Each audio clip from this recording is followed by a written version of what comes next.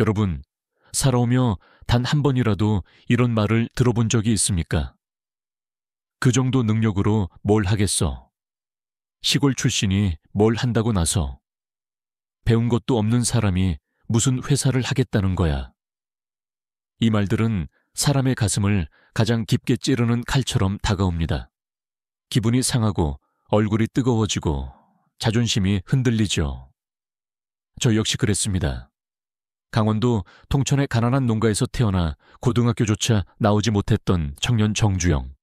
제가 서울로 올라올 때 가진 건 흙 묻은 가방 하나와 일자리를 찾아보겠다는 희미한 꿈뿐이었습니다. 세상은 저를 보며 웃었습니다. 될 리가 없다. 네가 뭘 할 수 있겠느냐. 그 무시는 끝이 없었습니다. 하지만 시간이 흐르며 저는 한 가지 사실을 되묻게 되었습니다. 당신들은 해봤습니까? 포기하지 않고 끝까지 버텨본 적 있습니까? 남들이 등을 돌릴 때 혼자 남아서 일을 밀어본 적 있습니까? 사람들은 저를 무시했지만 그 무시가 결국 저를 만들었습니다. 은행 창구 앞에서 문전박대를 당할 때도, 건설 현장의 감독이 비웃을 때도 저는 화를 내지 않았습니다. 대신 이렇게 다짐했습니다. 지켜보십시오. 나는 반드시 해낼 것입니다. 오늘 저는 그 수많은 무시와 멸시 속에서 배운 첫 번째 원칙을 이야기하려 합니다. 이 원칙은 한때 구두 바닥을 수십 번 덧대며 하루하루를 버티던 청년을 결국 현대라는 이름으로 세상을 움직이는 사람으로 바꿔놓았습니다. 그리고 지금 이 영상을 보고 있는 당신이 혹시 누군가에게 무시를 당하고 있다면 이 이야기는 반드시 돌파구가 될 것입니다. 사람은 누구나 무시당하면 감정이 끓어오릅니다. 자존심이 흔들리고 마음 한구석이 뜨겁게 타오릅니다. 하지만 세상을 살다 보면 분명히 깨닫게 됩니다. 감정으로 대응하면 모든 것이 그 자리에서 끝난다는 것을. 1987년 봄, 저는 서울 종로에 작은 자전거 수리점을 운영하고 있었습니다. 붓글씨로 삐뚤빼뚤 쓴 간판 하나, 밤마다 닦아놓고 잠드는 기름 냄새. 그곳은 작았지만 제 세상의 전부였습니다. 어느 날 더 많은 부품을 사기 위해 은행을 찾았고 새벽부터 준비한 유일한 양복을 입고 창구 앞에 섰습니다. 그런데 중년 과장이 서류를 보며 이렇게 말했습니다. 정 사장, 농사꾼 출신이 무슨 사업을 한다고요? 자본도, 기술도 배운 것도 없지 않습니까? 그 순간 가슴이 깊게 찔렸습니다. 얼굴이 붉어졌고 무엇이라도 말하고 싶었습니다. 하지만 바로 그때 깨달았습니다. 지금 화를 내면 여기서 끝이다. 그래서 저는 미소를 지었습니다. 좋은 말씀 감사합니다. 부족한 점을 알려주시니 오히려 배웁니다. 혹시 시간이 된다면 서류 쓰는 법을 조금만 알려주실 수 있겠습니까? 과장은 잠시 저를 바라보다가 자리에서 일어나 내 옆에 앉았습니다. 그리고 점심시간까지 내어주며 한 줄 한 줄 서류를 알려주었습니다. 은행문을 나서며 봄비가 내리고 있었고 그 비 냄새 속에서 저는 희미하게 웃었습니다. 세상은 싸워서 이기는 게 아니라 감정을 다스려서 이기는 것이구나. 며칠 뒤 그 과장은 제게 전화를 걸어왔습니다. 정 사장, 이번엔 서류가 잘 됐습니다. 은행에서 검토해 보겠습니다. 그때의 기쁨은 말로 설명하기 어려웠습니다. 그리고 저는 깨달았습니다. 인생의 첫 승리는 남을 이긴 순간이 아니라 내 감정을 이긴 순간이다. 오늘 이 말을 듣는 여러분께도 같은 말을 전하고 싶습니다. 누가 당신을 무시하든 먼저 웃어라. 그 미소 하나가 당신의 인생을 바꿀 수도 있다. 인생은 자전거와 같습니다. 누군가 밀어주면 앞으로 나아가지만 멈추면 쓰러집니다. 무시와 멸시 또한 하나의 밀어주는 힘입니다. 그 힘을 어떻게 쓰느냐는 결국 당신의 선택입니다. 그리고 지금부터 들려드릴 두 번째 원칙은 그 어떤 조롱보다 강력하게 제 인생을 바꾸어 놓은 깨달음이었습니다. 남이 만든 판에서 싸우지 마라. 자신의 판을 만들어라. 이 이야기를 들으면 당신은 지금까지의 경쟁 방식을 완전히 다시 보게 될 것입니다. 사람은 누구나 무시당하면 마음속에 불이 붙는다. 자존심이 상하고 억울함이 치밀어 오르고 당장이라도 한마디 하고 싶은 충동이 치솟는다. 하지만 인생을 오래 살아보면 깨닫게 된다. 감정으로 대응하는 순간 그 싸움은 이미 진 것이다. 그리고 바로 이것이 제가 평생을 걸고 배운 첫 번째 원칙이었다. 감정으로 대응하지 마라. 저와 여러분은 크게 다르지 않다. 저는 시골 청년이었고 가진 것도 배운 것도 거의 없었다. 무엇을 하든 의심의 눈초리와 무시가 따라다녔다. 그러나 제가 무시당한 자리마다 스스로에게 묻던 말이 있다. 이 순간 화를 내는 것이 내게 유리한가? 답은 항상 같았다. 아니다. 절대 아니다. 1937년 은행에서 문전박대를 당했던 그날이 지금도 생생하다. 서류를 받아보던 중년 과장은 제 얼굴을 힐끔 보더니 이렇게 말했다. 농사꾼이 무슨 사업입니까? 배운 것도 없고 보증도 없고 기술도 없고. 그 말은 제 자존심을 무너뜨렸다. 젊은 혈기에 당장 뭐라도 되받아치고 싶었다. 하지만 그 순간 저는 스스로를 억눌렀다. 지금 감정에 휘둘리면 내 인생은 여기서 끝난다. 사람들은 흔히 말한다. 화를 내면 속이 시원하다. 하지만 그것은 착각이다. 화는 칼과 같다. 휘두르는 순간 상대도 다치지만 결국 자신이 더 깊이 베인다. 강한 사람은 화를 없애는 사람이 아니라 화를 다스릴 줄 아는 사람이다. 저는 미소를 지었다. 진심으로 지은 미소가 아니라 제 인생을 살리기 위한 미소였다. 좋은 지적입니다. 제가 부족한 것을 알려주시니 오히려 배웁니다. 혹시 서류 쓰는 법을 조금 알려주실 수 있을까요? 그 말을 듣고 과장은 잠시 저를 바라보았다. 그리고 뜻밖에도 자리에서 일어나 제 옆에 앉아 한 글자씩 서류를 알려주기 시작했다. 점심시간을 넘겨서까지 말이다. 저는 그날 봄비가 내리던 은행 앞에서 하늘을 바라보며 혼잣말을 했다. 세상은 감정으로 싸우는 곳이 아니라 태도로 이기는 곳이구나. 그 과장이 도움을 준 건 제 앞에서 제가 화를 내지 않았기 때문이다. 인간은 이상할 만큼 감정을 억누르는 사람에게 신뢰를 느낀다. 감정이 요란한 사람은 위험하고 감정이 잔잔한 사람은 믿을 만하다는 인상을 준다. 그 경험은 제 인생을 바꾸었다. 현대를 세우고 수만 명의 직원과 함께 일할 때에도 저는 늘 이렇게 말했다. 비웃음을 들을 때 얼굴을 찡그리지 마라. 웃는 얼굴이 가장 강한 갑옷이다. 사람들은 흔히 웃는 사람은 만만하다고 생각한다. 그러나 진짜 강한 사람은 언제나 웃을 수 있는 사람이다. 화를 내면 상대는 이겼다고 느끼지만 웃으면 오히려 상대가 무너진다. 은행에서의 제 미소 하나가 나중에 현대의 첫 밑그림이 되었다. 그 미소가 없었다면 지금의 저는 존재하지 않았을 것이다. 물론 제가 매번 이렇게 침착한 사람은 아니었다. 젊은 시절에는 이렇게 말하고 싶은 순간도 많았다. 내가 너보다 못한 게 무엇인가? 왜 이렇게 함부로 말하는가? 하지만 수많은 현장과 위기를 지나며 하나의 원칙에 도달했다. 감정은 순간이고 선택은 평생이다.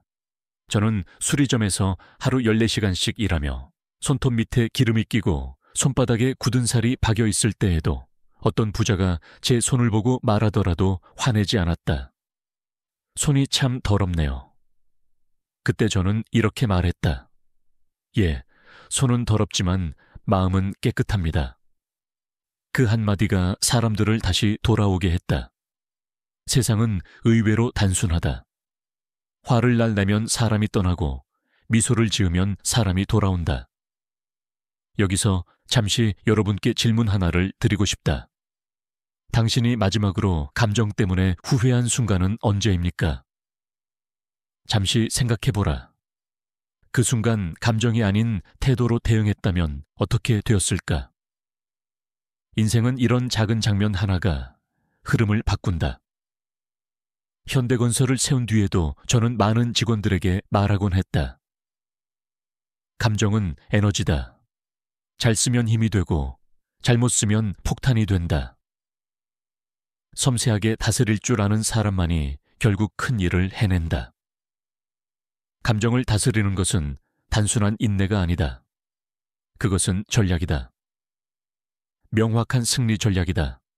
그리고 이 전략은 다음 원칙과 연결된다. 남이 만든 판에서 싸우지 마라. 자신의 판에서 싸워라. 감정을 다스리는 사람은 남의 영역에서 허둥대지 않는다. 대신 조용히 자기만의 판을 만든다. 그 판 위에서는 누구도 그를 흔들 수 없다. 바로 이것이 제가 배운 두 번째 원칙이다. 이 원칙을 이해하면 당신은 삶의 경쟁 방식을 완전히 새롭게 보게 될 것이다. 세상에는 두 가지 종류의 싸움이 있다. 하나는 남이 만든 판에서 싸우는 싸움, 다른 하나는 자기만의 판을 만들어 싸우는 싸움이다. 사람들은 보통 첫 번째 싸움에 익숙하다. 남이 정해놓은 기준, 남이 만든 규칙, 남이 설정한 무대 위에서 자신을 증명하려 한다. 학벌의 판, 돈의 판, 명함의 판, 지위의 판. 그러나 그 판에 들어서는 순간 이미 불리한 싸움이 시작된다. 왜냐하면 그 판은 애초에 내게 유리하게 만들어진 판이 아니기 때문이다. 저는 젊었을 때 이 사실을 너무 뼈저리게 느꼈다. 1930년대 서울로 올라와 자전거 수리점을 운영하던 청년 정주영에게 세상은 늘 이렇게 말했다. 배운 게 없으니 대규모 사업은 힘들다. 너 같은 사람이 할 수 있는 판이 아니다. 이 말들은 겉으로는 충고 같지만 사실은 경계이자 배제였다. 하지만 저는 이런 말을 들을 때마다 스스로에게 되물었다. 그렇다면 내가 싸울 판은 어디인가? 정답은 명확했다. 남이 정한 판이 아니라 내가 가장 강해질 수 있는 판에서 싸워야 한다는 것. 그래서 저는 책상 위 논리보다 현장을 선택했다. 여러분도 잘 아시겠지만 저는 고등학교조차 나오지 못했다. 대학은 더더욱 갈 수 없었다. 만약 제가 남들이 말한 학벌의 판에서 싸우려 했다면 저는 시작도 하기 전에 이미 졌을 것이다. 하지만 저는 제 판을 달리 정했다. 책으로 배우지 못한 것을 현장에서 배워버리는 판. 지식보다 땀과 감각이 필요한 판. 누구보다 성실함이 무기가 되는 판. 그것이 바로 제 인생의 원칙이었다. 남의 판에서 싸우려 하지 말고 내 판을 만들어라. 1960년대 초 저는 정부 관계자들과 회의를 자주 했습니다. 그 자리에서 듣던 말은 늘 같았다. 정 회장, 대학도 안 나오신 분이 경제 논리를 모르면 대규모 산업은 어렵습니다. 그 말은 분명 맞았다. 하지만 저는 웃으며 이렇게 말했다. 맞습니다. 저는 책에서 배우지 않았습니다. 대신 사람에게서, 흙바닥에서 배웠습니다. 그들이 보던 판은 지식의 판이었다. 하지만 제가 싸우려 한 판은 현장의 판이었다. 그들은 책상 위에서 계산기를 두드렸지만 저는 모래바람 속에서 진짜 해답을 찾았다. 사우디아라비아 도로 공사 입찰이 결정적이었다. 외국계 기업 임원은 제게 이렇게 말했다. 한국은 아직 사막공사 경험이 없습니다. 이건 당신의 무대가 아닙니다. 그 말은 제게 너는 이 판에서 자격이 없다는 선언과 같았다. 하지만 저는 미소를 지으며 이렇게 말했다. 기술은 배울 수 있지만 열정은 배울 수 없습니다. 우리는 그 열정을 가지고 있습니다.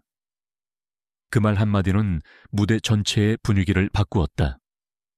그들은 기술의 판에서 저를 재단하려 했지만 저는 열정과 행동의 판으로 대화를 옮겨버렸다. 판이 바뀌는 순간 싸움의 절반이 끝난 것이다. 결국 현대는 그 프로젝트를 따냈다.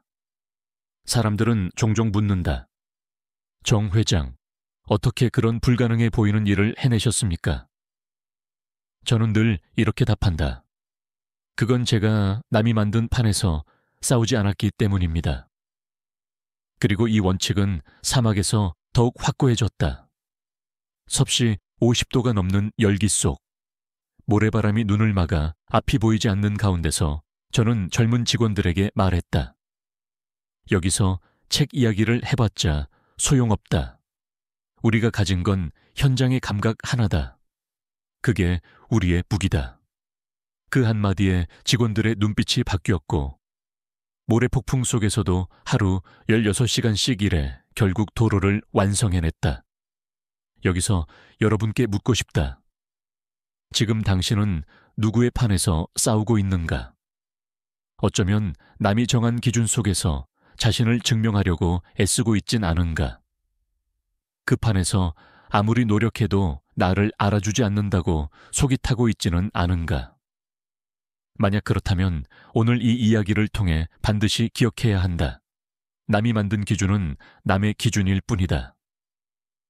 그 판에 들어가는 순간 당신은 이미 남의 게임 규칙 안에서 움직이게 된다. 그리고 그 규칙은 당신을 위해 만들어지지 않았다. 그렇다면 어떻게 해야 할까? 당신만의 판을 만드는 방법은 의외로 단순하다. 첫째, 나의 강점이 가장 잘 드러나는 공간을 선택하라. 둘째, 경쟁자를 바꾸어라. 남이 아니라 어제의 나와 경쟁하라. 셋째, 남들이 보지 않는 사각지대에서 시작하라. 작은 틈이 큰 판을 만든다. 제가 평생 배운 건 하나다. 판을 만든 사람이 결국 세상을 움직인다. 남의 판에만 머물면 평생 따라가는 사람이 되지만 내 판을 만들면 세상은 결국 그 판을 따라온다. 그리고 다음 원칙은 이 판을 더 단단하게 만드는 힘이다. 사람들이 당신을 비웃고 의심하고 공격할 때 그 말들을 어떻게 다루느냐에 따라 당신의 판의 크기가 달라진다. 그 말들을 상처로 받으면 판이 무너지고 그 말들을 연료로 바꾸면 판은 더욱 넓어진다. 바로 이것이 제가 깨달은 세 번째 원칙이다. 비판을 성장의 씨앗으로 삼아라. 이 이야기를 들으면 당신은 비난의 의미를 완전히 새롭게 보게 될 것이다. 사람은 누구나 비판을 싫어한다. 누군가 내 부족함을 찌르는 말을 하면 마음속 깊은 곳이 뜨겁게 일고 고개를 들기조차 어려워질 때가 있다. 그러나 인생을 오래 살아보면 분명히 깨닫는다. 비판은 나를 상처 주는 게 아니라 나를 자라게 하는 씨앗이다. 저는 이 진실을 조선소를 세우던 시절 뼈로 배웠다. 1970년대 초 저는 모두가 비웃는 꿈을 꾸었다. 한국 땅에 세계적 조선소를 세우겠다는 꿈이었다. 한국에는 철강도 부족했고 선박 설계 기술도 거의 없었다. 사람들은 고개를 저으며 말했다. 정 회장, 그건 무모입니다. 일본도 몇십 년 걸린 일을 한국이 한다고요. 이 말들은 비판을 넘어서 조롱에 가까웠다. 솔직히 말하자면 저도 순간적으로 화가 났다. 하지만 그 화를 눌렀다. 왜냐하면 저는 알고 있었다. 비판을 밀어내면 원망이 남지만 비판을 끌어안으면 실력이 남는다는 것을. 저는 직원들에게 이렇게 말했다. 맞다. 우리는 경험이 없다. 하지만 배우면 된다. 그리고 그날부터 저는 비판을 연료로 바꾸는 법을 배우기 시작했다. 저녁이 되면 울산 바닷가에 앉아 도면을 펼쳐놓고 끝없이 공부했다. 젊은 기술자들이 저에게 와서 말했다. 회장님, 가능할까요? 저는 대답했다. 가능하니까 시작한 게 아니다. 시작했으니 가능하게 만드는 것이다. 몇 달 뒤 영국에서 기술자들이 한국에 왔다. 그들은 우리의 설계도를 보며 이렇게 말했다.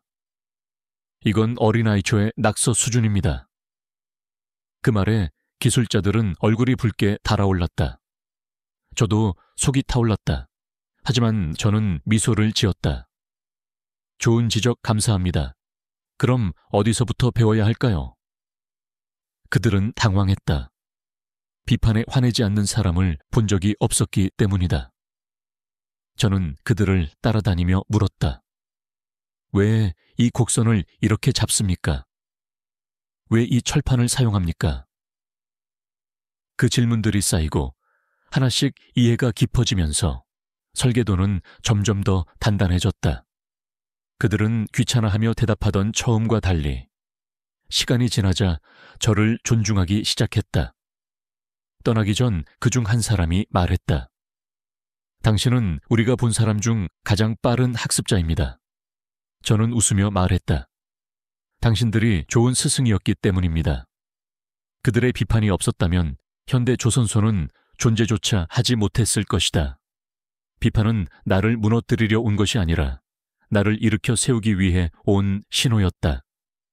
비판을 대하는 방식에 따라 인생의 방향은 완전히 달라진다. 그 말을 흘려버리면 상처가 되고 기록하면 교과서가 된다. 저는 평생 주머니에 작은 수첩을 가지고 다녔다. 누군가 내 부족함을 지적하면 바로 적었다. 계산 미흡, 재확인 필요, 설계선 정렬 불량, 이유 분석. 이 메모들이 쌓여 현대의 기반이 되었다. 저는 직원들에게 자주 말했다. 칭찬은 달콤하지만 오래 가지 않는다. 비판은 쓰지만 오래 남는다. 그 쓰라림 속에서 실력이 만들어진다. 여기서 여러분께 하나 묻고 싶다. 당신은 마지막으로 어떤 비판을 들었는가? 그리고 그 비판을 기록했는가? 아니면 기분 나쁘다고 지워버렸는가? 성장은 기분 좋은 말에서 오지 않는다. 성장은 귀에 거슬리는 말에서 시작된다. 저는 비판을 대하는 3가지 방식을 평생 원칙으로 삼았다. 첫째, 비판을 들으면 바로 적어라. 기록하지 않은 비판은 금세 휘발된다. 둘째, 왜라는 질문을 3번 던져라. 왜 부족했는가? 왜 이런 판단을 했는가? 왜 다른 선택을 못했는가? 셋째, 하루 안에 작은 개선을 하나라도 실행하라.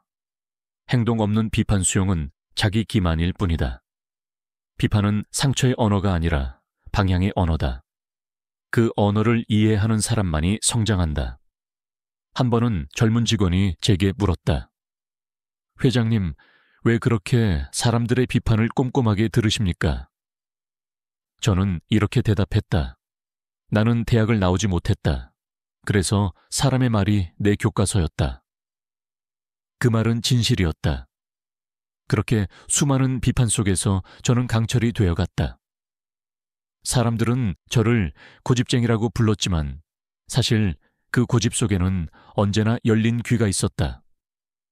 고집만 있는 사람은 결국 외로워지고 비판을 들을 줄 아는 사람은 끝내 성장한다. 비판을 피하면 편하지만 작아진다. 비판을 껴안으면 불편하지만 커진다. 그 차이가 평생의 차이를 만든다. 그리고 이제 다음 이야기는 성장이 아니라 생존을 결정짓는 원칙에 관한 이야기다. 당신이 싸움을 피하고 싶을 때 오히려 싸우지 않음으로 더 큰 길을 여는 법.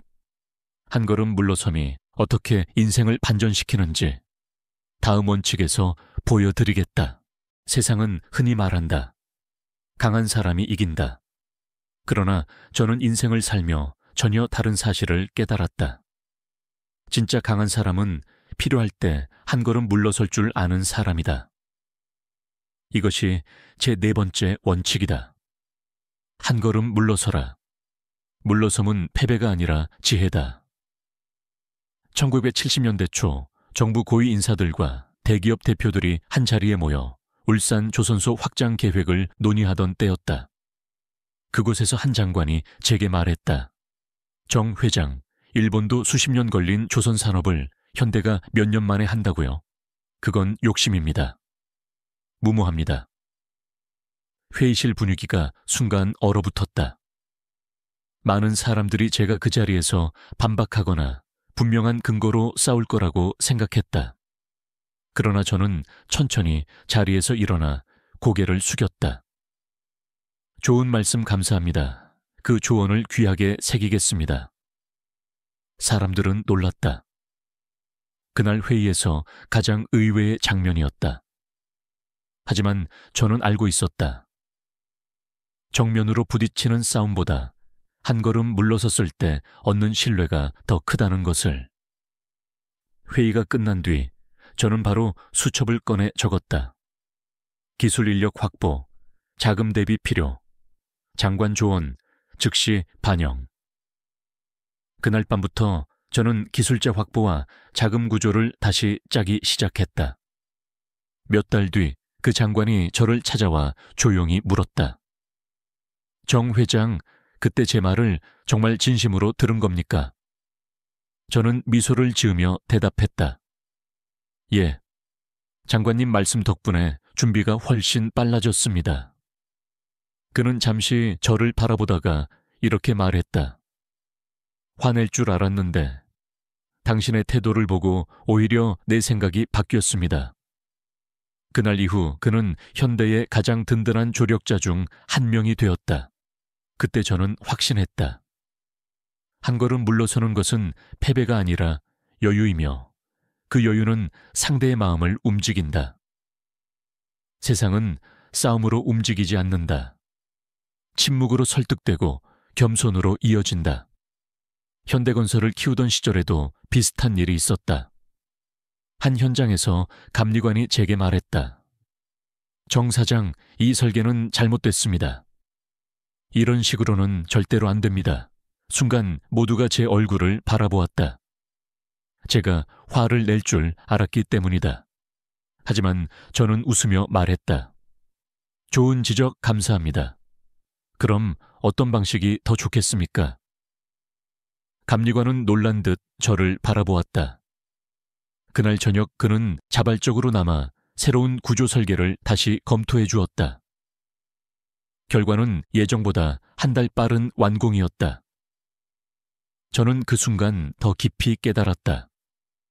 한 걸음 물러서면 오히려 상대가 나를 밀어준다. 1976년 런던에서도 비슷한 일이 있었다. 조선소 자금 협상을 위해 외국 은행 관계자들을 만나던 자리였다. 그들은 이렇게 말했다. 한국은 아직 조선 경험이 없습니다. 이 일은 너무 위험합니다. 통역이 그 말을 전하자 저는 조용히 미소를 지었다. 맞습니다. 우리는 경험이 없습니다. 하지만 경험이 없다는 건 아직 실패해 본 적도 없다는 뜻입니다. 회의장이 조용해졌다. 그들은 다시 물었다. 정 회장, 정말 가능하다고 생각합니까? 저는 단호하게 말했다. 해보지도 않고 포기하는 것이 더 위험합니다. 그날 밤 자금 협상은 극적으로 체결되었다. 그날 제가 싸운 것은 논리도 아니었고 힘도 아니었다. 겸손이었다. 상대의 언어로 싸우지 않고 제 방식으로 대응한 것이다. 젊은 직원 중 한 명이 제게 물었다. 회장님, 물러서면 지는 것 아닙니까? 저는 대답했다.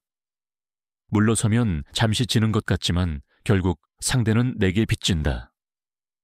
그 한 걸음이 모든 걸 바꾼다. 여러분도 생각해보라. 최근에 누군가와 부딪힌 적이 있었습니까?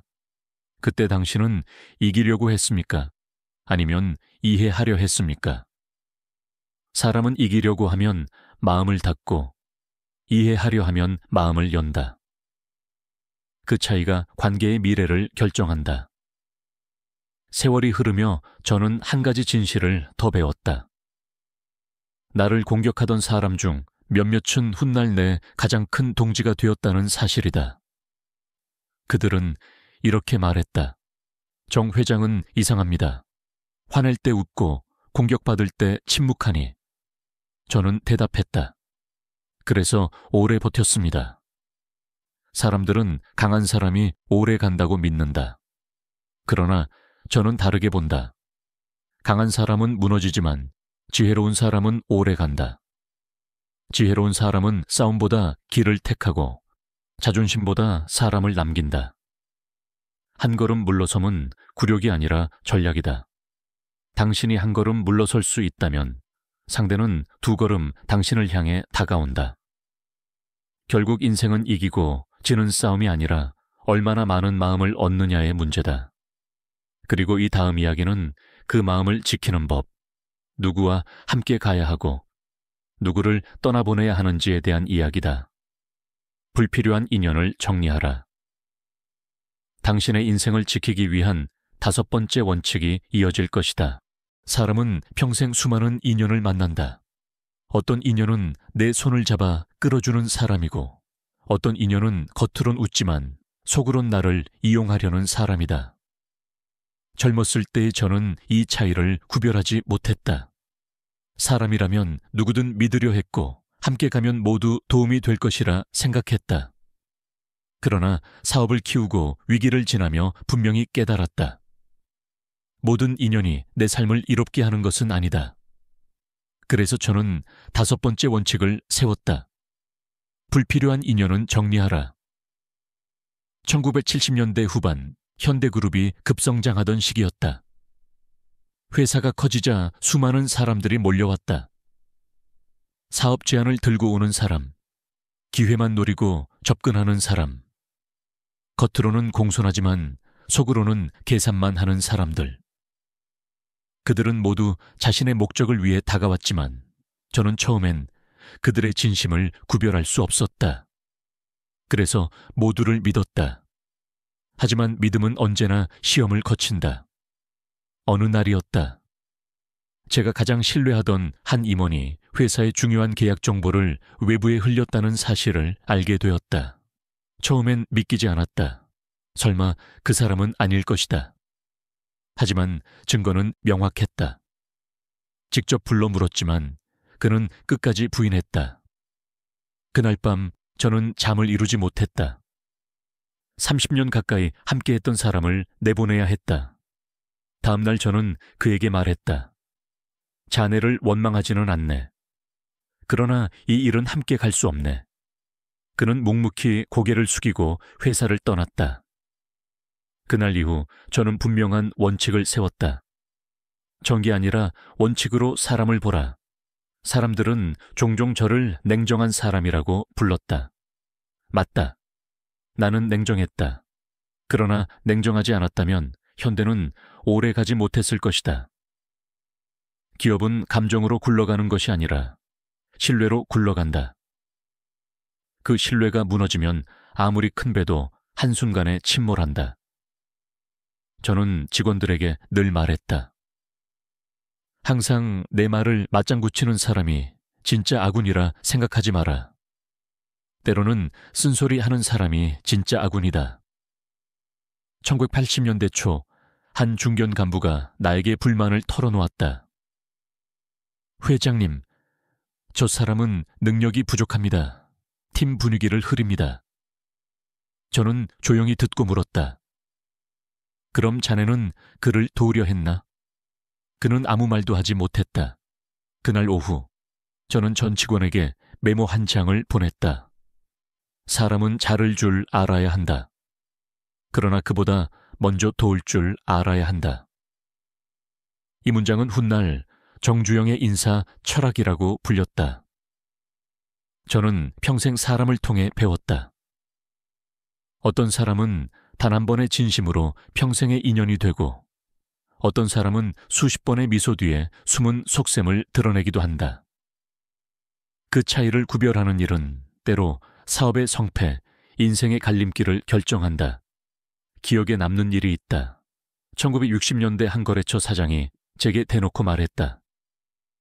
정 사장, 당신 같은 시골 출신이 무슨 기업을 합니까? 언젠가는 망할 겁니다. 그 말은 제 가슴 깊이 남았다. 하지만 저는 그와 싸우지 않았다. 대신 손을 내밀었다. 그럼 망하지 않게 도와주시겠습니까? 그는 놀라고 곧 웃으며 제 손을 잡았다. 그는 훗날 제 가장 오래된 거래처 파트너가 되었다. 세상에는 이렇게 두 부류의 사람이 있다. 비판 속에서도 진심을 담는 사람, 그리고 겉으로는 칭찬하지만 속으로는 나를 이용하려는 사람. 나이가 들수록 저는 진심 없는 사람에게 단호해졌다. 겉으로는 예의를 지키지만 속으로는 거리를 둔다. 그들은 결국 언젠가 뒤에서 등을 찌르기 때문이다. 인생은 모든 인연을 붙잡는 것이 지혜가 아니다. 오히려 필요 없는 인연을 정리할 때 비로소 정말 소중한 사람들이 보이기 시작한다. 저는 원칙을 세웠다. 깨끗한 관계는 오래 가고 흐린 관계는 언젠가 무너진다. 서로에게 도움이 되지 않는 관계는 결국 짐이 된다. 이는 개인에게도 기업에게도 같다. 1990년대 한 기자가 제게 물었다. 회장님, 현대가 여기까지 온 이유가 무엇입니까? 저는 단호히 말했다. 좋은 사람만 곁에 두었기 때문이 아니라 나쁜 사람을 빨리 떠나보냈기 때문입니다. 그 말에 많은 사람들이 놀랐다. 그러나 그것이 진실이었다. 한 정치인이 과거 저를 비난하던 일을 미안하다며 찾아왔던 날도 있었다. 정 회장, 제가 예전에 당신을 너무 몰랐습니다. 저는 웃으며 말했다. 괜찮습니다. 사람이 떠난다고 해서 제 길이 멈추는 건 아니니까요. 그는 잠시 침묵하더니 말했다. 당신 같은 사람은 보기 드뭅니다. 저는 대답했다. 저는 단지 불필요한 싸움과 불필요한 사람을 구별했을 뿐입니다. 인생의 무게는 얼마나 많은 사람을 만났느냐가 아니라 얼마나 올바른 사람을 곁에 두었느냐로 결정된다. 사람은 많을수록 좋은 것이 아니라 선택될수록 가치가 생긴다. 그리고 다음 원칙은 그 올바른 사람들과 함께 가장 어려운 순간을 어떻게 돌파하는지에 대한 이야기다. 인생 전체를 바꿔버릴 6번째 원칙이 이어진다. 어려움 속에서도 끝까지 해내라. 인생에서 가장 두려운 순간은 실패가 아니다. 정말 두려운 것은 모든 것이 무너져 내릴 것 같은 그 순간에도 계속 버텨야 한다는 사실이다. 6번째 원칙은 바로 여기에 있다. 어려움 속에서도 끝까지 해내라. 1970년대 중반, 현대조선소에 첫 선박을 만들던 시절이었다. 모든 것이 처음이었고 모든 것이 부족했다. 돈이 부족했고 기술이 부족했고 경험도 부족했다. 심지어 조선소를 세운 바닷가 땅조차 단단하지 않았다. 어느 날이었다. 폭우가 쏟아지고 터널이 무너지고 기계가 멈췄다. 현장의 공기는 무겁고 직원들의 얼굴에는 두려움이 배어 있었다. 사람들은 말했다. 이건 안 됩니다, 회장님. 이번엔 접으시는 게 맞습니다. 그 말을 듣는 순간 제 마음도 흔들렸다. 정말 이곳에서 더 버티는 것이 옳은가? 정말 가능한 일인가? 저 역시 인간이었다. 포기하고 싶었던 적도 있었다. 하지만 그 순간 저는 속으로 조용히 말했다. 지금 포기하면 현대라는 이름은 여기서 끝난다. 그날 밤 저는 비가 퍼붓는 조선소 현장으로 내려갔다. 직원들과 함께 진흙탕 속에 발을 담그고 펌프를 돌렸다. 폭우 속에서, 바람 속에서 온몸이 젖었지만 그날 아무도 집으로 돌아가지 않았다. 밤새도록 우리는 버티고 또 버텼다. 그리고 그 순간 저는 깨달았다. 이 정도 비에 무너질 꿈이었다면 처음부터 시작하지도 않았다. 며칠 뒤 기자가 물었다. 정 회장, 왜 그렇게까지 하십니까? 저는 대답했다. 이 일은 돈으로 하는 게 아닙니다. 사람의 의지로 하는 겁니다. 그 한 문장은 제 인생의 철학이 되었고 현대의 모든 현장에 붙어있는 문장이 되었다. 할 수 있다고 생각하는 사람만이 결국 해낸다. 그러나 위기는 한 번으로 끝나지 않았다. 자금난이 닥쳤을 때 은행들은 대출을 거절했다. 심지어 산업은행조차 냉정하게 말했다. 현대는 담보가 없습니다. 조선소는 위험합니다. 그때 저는 서류를 덮고 이렇게 말했다. 맞습니다. 담보가 없습니다. 그러니 제 이름을 담보로 하겠습니다. 회의실이 조용해졌다. 한 임원이 물었다. 회장님, 그게 무슨 뜻입니까? 저는 대답했다.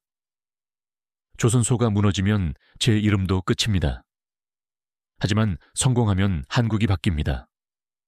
그날 저는 서류에 서명했다. 그 한 장의 서류가 현대 조선소를 살렸다. 그리고 몇 달 뒤 첫 번째 선박이 바다 위로 떠올랐다. 그 순간 저는 눈을 감았다. 수많은 밤을 버티게 했던 단 한 문장이 마음속에 떠올랐다. 끝까지 하면 된다. 사람들은 종종 말한다. 될 때까지 한다. 하지만 저는 다르게 생각한다. 그날까지 버틴다. 이 두 문장은 비슷해 보이지만 마음가짐은 완전히 다르다. 전자는 의욕이고 후자는 신념이다. 의욕은 쉽게 꺼지지만 신념은 꺼지지 않는다. 이 신념은 제가 위기 속에서 계속 걸어갈 수 있게 한 힘이었다. 저는 직원들에게 이렇게 말했다. 어려움이 오면 피해 가지 마라. 두 손으로 끌어안아라. 그게 진짜 경험이다. 어느 날 한 젊은 직원이 저를 찾아와 말했다. 회장님, 요즘 너무 힘듭니다. 왜 이렇게 안 되는 걸까요? 저는 웃으며 말해주었다. 안 되니까 너를 단단하게 만드는 거야. 쉬운 일은 아무도 기억하지 않는다. 그 직원은 눈시울이 붉어졌고 몇 년 후 그는 수백 명을 이끄는 현장 소장이 되었다. 여기서 여러분에게 묻고 싶다. 당신은 지금 무엇을 버티고 있는가? 그리고 지금 포기하면 나중에 어떤 후회를 하게 될까? 인생은 결국 누가 더 오래 버티느냐의 싸움이다. 실패는 두렵지만 포기는 더 두렵다. 실패는 다시 일어설 기회를 주지만 포기는 기회 자체를 없애버린다.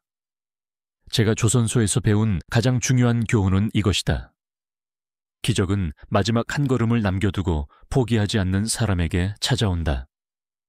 지금 이 순간 당신이 힘든 이유는 단지 벽이 높아서가 아니라 그 벽 너머에 당신이 반드시 만날 무언가가 있기 때문이다.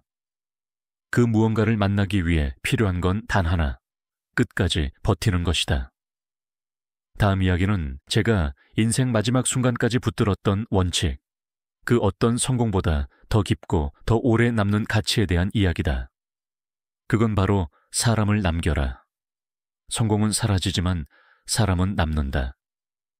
7번째 원칙이 이어진다. 사람은 평생 무엇을 남기고 떠나는가? 돈인가, 명예인가, 건물인가? 시간이 흐르면 모든 것은 사라진다. 그러나 단 한 가지는 남는다. 바로 사람이다. 제가 평생을 걸고 얻은 마지막 원칙은 이것이었다. 성공보다 사람을 남겨라. 사업을 시작하던 시절, 저는 아무것도 없었다. 돈도 없었고, 기계도 없었고, 기술도 없었다. 그러나 단 하나는 있었다. 사람. 그리고 저는 아주 이른 나이에 깨달았다. 사람이 회사를 만들고, 사람이 회사를 무너뜨리고, 사람이 회사를 다시 일으킨다는 사실을. 쌀가게를 하던 시절이었다. 새벽마다 함께 포대를 나르던 종업원이 있었다. 그는 나보다 3살 어린 청년이었고 밤새 무거운 쌀 포대를 들고도 웃음을 잃지 않았다. 어느 날 나는 물었다. 자네, 힘들지 않나? 그는 웃으며 말했다. 회장님이 먼저 나오시는데 제가 힘들다고 하면 안 되죠. 그 말 한마디는 제 삶을 바꿨다. 사람이 회사를 세우는구나. 그는 직원이 아니라 내 미래의 동반자였다. 그때부터 저는 사람 경영을 마음 깊이 새겨두었다. 세월이 흐르고 현대가 크게 성장했을 때 저는 수천 명의 직원과 함께 일했다. 그러나 제 마음은 변하지 않았다. 건물보다 중요한 건 사람이고 기술보다 중요한 건 신뢰였다. 저는 항상 직원들의 이름을 직접 불렀다. 이 과장, 오늘 밥은 먹었나? 박 반장, 아이는 잘 크나? 이 짧은 한마디가 직원들에게 힘이 되었다. 그리고 저는 확신했다. 리더십은 명령이 아니라 온기에서 나온다는 것을. 성과보다 중요한 건 함께한 시간이며 숫자보다 중요한 건 마음이라는 것을. 1980년대 현대가 위기를 맞았을 때 제가 제일 먼저 한 일은 돈을 찾는 것이 아니었다. 사람을 모으는 것이었다. 우리가 다시 시작하려면 함께할 사람이 필요하다. 그 말에 직원들이 하나둘 모였다. 그들은 밤을 새우고 가족과의 시간을 포기하고 식사도 건너뛰면서 회사를 다시 세웠다. 그들을 보며 저는 다시 한번 깨달았다. 돈이 사람을 움직이는 것이 아니라 사람이 돈을 움직인다는 것을. 저는 회장이라는 자리에 있었지만 늘 직원들과 같은 밥을 먹었다. 회식 자리에서는 가장 늦게 일어났고 누군가 술잔을 들면 제가 먼저 받아주곤 했다. 사람은 그런 것을 기억한다. 그러나 더 중요한 것은 그런 작은 말과 행동들이 사람의 마음을 얻는다는 사실이다. 기억에 남는 질문이 있다. 1990년대 말 은퇴를 앞두고 한 기자가 물었다. 회장님, 후회되는 것이 있습니까?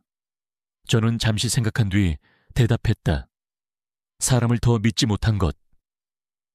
그 기자는 놀라며 물었다. 회장님은 사람을 너무 믿으신 분 아닙니까? 저는 고개를 저었다. 아니다. 나는 여전히 부족했다. 사람이 다치지 않게 지켜주는 것도 믿음이더라. 그 말은 제 인생의 마지막 교훈이었다. 사람에게 주는 믿음은 단순한 신뢰가 아니라 보호이고 책임이며 미래였다. 그리고 저는 깨달았다. 성공은 잠깐이고 사람은 평생이라는 것을. 1998년 소떼를 몰고 군사분계선을 넘어 북으로 향하던 날이 생각난다. 사람들은 물었다. 회장님, 왜 그렇게까지 하십니까? 저는 대답했다. 소를 보내는 게 아니라 마음을 보내는 겁니다. 그 소들은 단순한 선물이 아니었다. 평생 동안 저를 도왔던 사람들에 대한 감사였다. 이제 세상을 떠난 뒤에도 많은 사람들은 이렇게 말한다. 정주영은 돈을 남긴 사람이 아니다. 사람을 남긴 사람이다. 이 말은 제 인생을 가장 잘 설명한다. 기업의 기초는 기술이 아니라 사람이고 나라의 미래도 자원이 아니라 사람이며 한 가정의 힘도 재산이 아니라 사랑하는 사람들이다. 여러분께도 묻고 싶다. 당신은 인생에서 누구를 남기고 싶은가? 그리고 당신은 누군가의 기억 속에서 어떤 사람으로 남고 싶은가? 사람은 결국 관계의 흔적으로 기억된다. 어떤 말로 사람을 대했는지, 어떤 태도로 사람을 대했는지, 어떤 마음으로 사람을 품었는지. 성공은 시간이 지나면 사라지고 명예는 세대가 바뀌면 잊힌다. 그러나 사람의 마음속에 남은 옹이는 세월이 지나도 지워지지 않는다.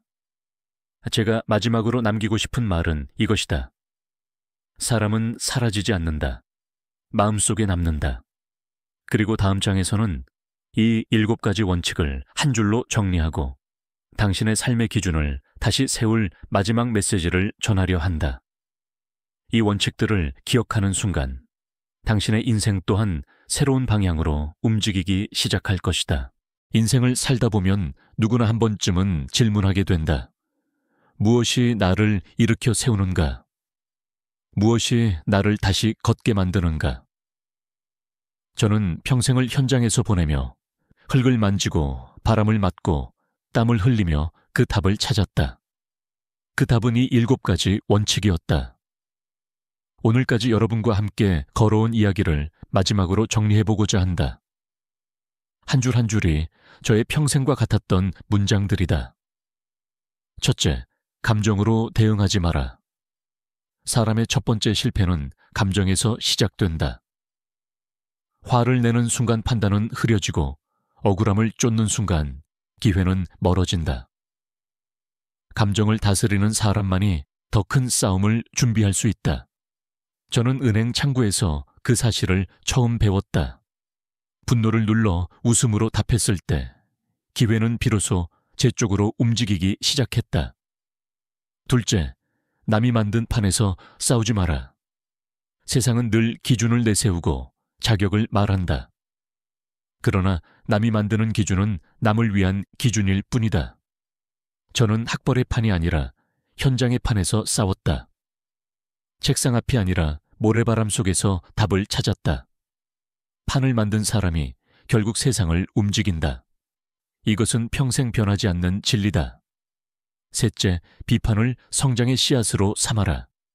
귀에 거슬리는 말은 상처가 아니라 자극이다. 저는 조선소를 만들며 영국 기술자들의 조롱을 들었다. 그러나 그 비판이 있었기에 더 잘 배우고 더 빨리 잘할 수 있었다. 비판을 적고 분석하고 바로 행동으로 옮기는 사람만이 실력을 축적한다.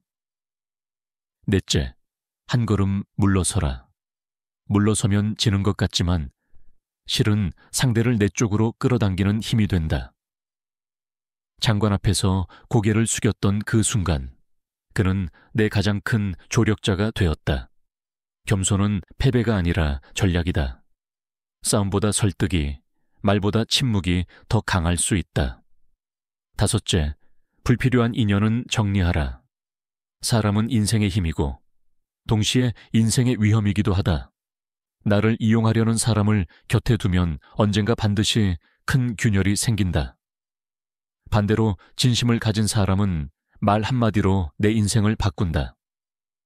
좋은 사람을 곁에 두고 나쁜 사람을 떠나보내라. 인생은 결국 사람의 무게로 결정된다. 여섯째, 어려움 속에서도 끝까지 해내라. 포기하고 싶을 때가 가장 위험하다. 하지만 바로 그 순간이 인생이 바뀌는 순간이다. 조선소가 무너질 듯 흔들리던 날, 폭우 속에서 버티고 또 버텼던 그 밤을 저는 잊지 못한다. 끝까지 하는 사람에게만 기적은 찾아온다. 그날까지 버티는 사람만이 승자가 된다. 일곱째, 성공보다 사람을 남겨라. 돈은 사라지고 명예는 잊히고 건물은 세월 앞에 무너진다. 그러나 마음속에 남은 사람은 사라지지 않는다. 저는 평생 수많은 회사를 세웠지만 돌이켜보면 진정으로 남은 것은 그 회사를 지탱한 사람들의 얼굴이었다. 사람은 인생의 마지막 자산이다. 이 7가지 원칙은 서류 속에서 얻은 지식이 아니다. 흙 묻은 손끝에서 배운 진리였고 비바람 속에서 깨달은 생존의 방식이었으며 삶의 모든 순간을 건 결과였다. 여러분도 여기서 질문 하나를 스스로에게 던져보라. 나는 지금 이 원칙 중 무엇을 가장 놓치고 있는가?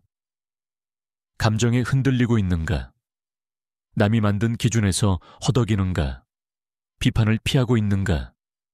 싸움에 지쳐 물러설 줄 모르고 있는가? 사람 때문에 상처받고 있는가? 어려움 속에서 포기하려 하고 있는가? 성공만 바라보다 사람을 잃고 있는가? 이 7가지 원칙은 단순한 조언이 아니다. 당신의 인생을 다시 바로 세울 기준이고 삶을 지켜낼 가장 강력한 무기다. 여기까지 이야기를 들었다면 당신의 마음속에도 이미 단단한 문장이 하나 새겨졌을 것이다.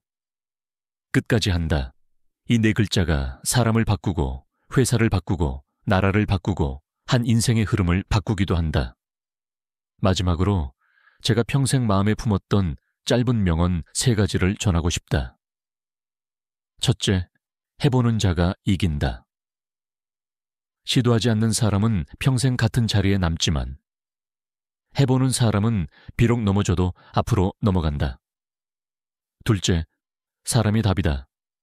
기술도 자본도 명예도 모두 사람에서 시작되고 사람에게 돌아간다. 사람을 잃으면 모든 것을 잃는다. 셋째, 끝까지 하는 사람이 역사를 만든다. 중간에 포기한 사람은 기록되지 않는다. 끝까지 버틴 사람이 길을 만든다. 이제 여러분의 인생에도 이 7가지 원칙을 새겨보라. 그 순간부터 당신의 하루는 달라질 것이다. 단 한 줄의 문장이 인생 전체를 흔들 수 있다. 이제 마지막 이야기로 넘어가겠다. 당신의 기억 속에 오래 남을 단 한 문장. 인생을 다시 움직이게 할 마지막 메시지가 기다리고 있다.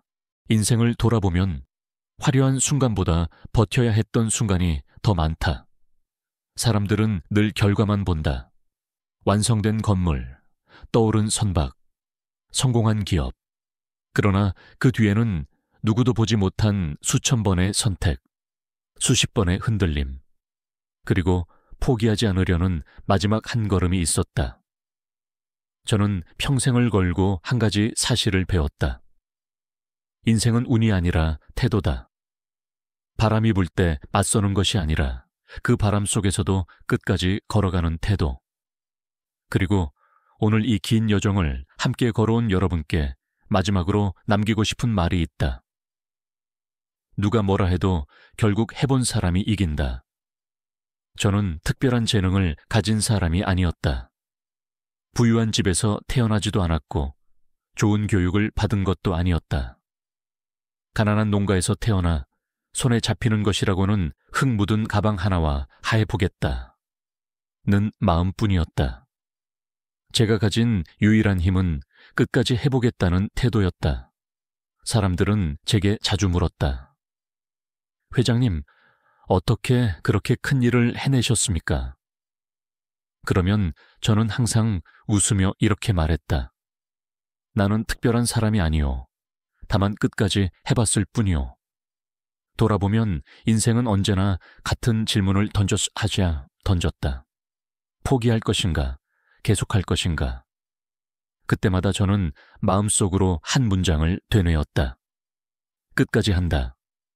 이 4글자가 저를 움직였고 현대를 만들었으며 수많은 위기를 넘게 했다. 여러분도 지금 인생에서 포기하고 싶은 일이 있는가? 남들이 비웃고 상황이 막히고 길이 없어 보이는 일이 있는가? 그렇다면 이렇게 적어보라. 한 줄이면 된다. 끝까지 한다. 이 문장은 단순한 다짐이 아니다. 당신의 인생을 다시 움직이게 할 힘이다.